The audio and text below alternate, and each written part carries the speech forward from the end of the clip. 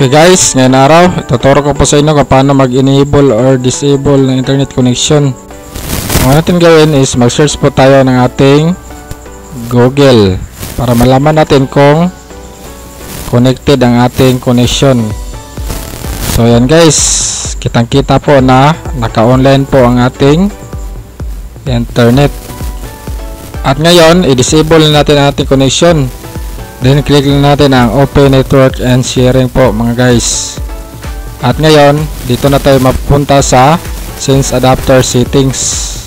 Ang gawin lang natin dito is right click lang po natin ating mouse. Then click lang po natin yung Disable para mawala po ang connection ng ating internet. So ayun guys, ganoon lang po kasimple ating gawin. At napapansin nyo guys, dito sa baba ng ating icon is i-kiss na po ang ating connection. Ibig sabihin po guys is wala na po tayong connection. At subukan natin mag-search ulit para malaman natin kung connected pa ba yung ating connection.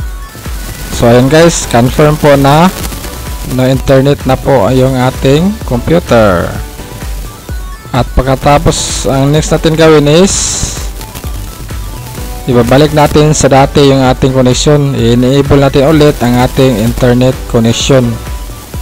Balik lang po tayo sa dating proseso at i-enable lang po natin ang ating internet connection para mabalik po tayo sa ating settings po ng ating computer. At yun guys, kung napapansin natin is connected na po ulit ang ating network connection guys. At mag-search tayo ulit para malaman natin kung makabrowse tayo ulit ng ating computer. At yun guys,